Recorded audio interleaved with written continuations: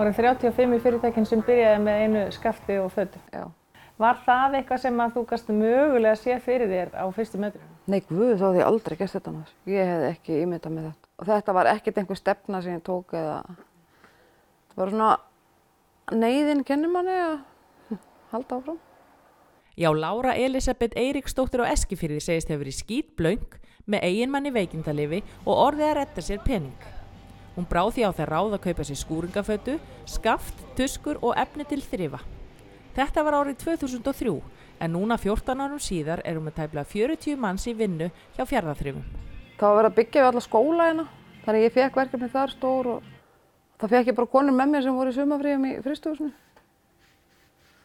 Svo kom Bechtel og þetta bara svona gerðist mjög hratt og svona allt í henni fattaði það. Ég var bara einhverja 5-6 stelpur í vinnu, ég spáði ekki í það einu sinni.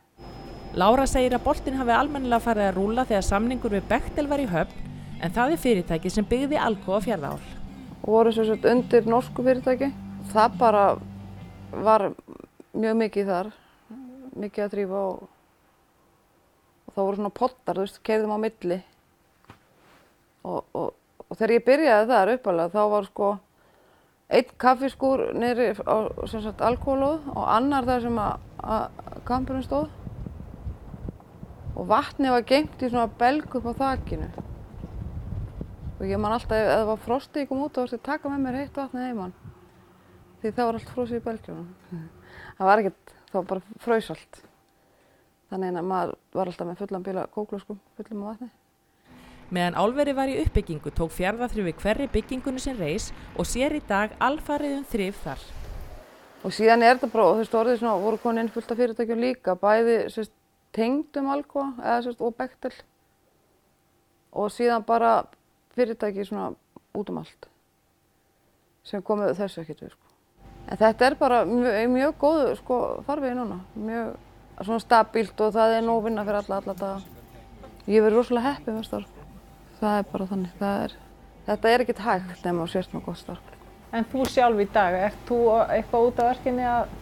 Já, ég fyrir alveg að hjálpa með það þarf, það er ekkert mál. Mér finnst það mjög gaman. En það geta alveg verið pirraðar stelpurnar þegar ég kem ætlar að gera eitthvað vegna þess að síminn, ef ég setja með einnota hanska þá bara byrjar hann að hringja. Það er bara samasemmerki þar á milli.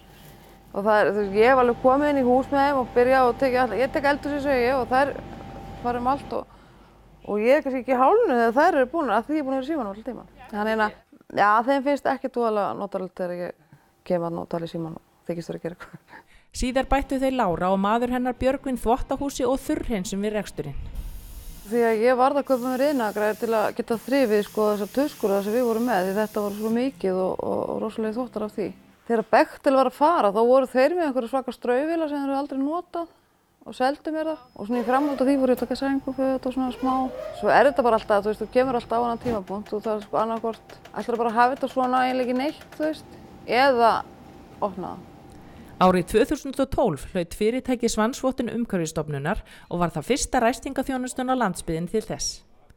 Svansvottun merkir meðal annars að viðskiptavinum er boðið upp á umhverfisvæna ræstingaþjónustu með því að nota umhverfisvæn efni og minna af þeim, færi plastpoka og reka umhverfisvæna bíla.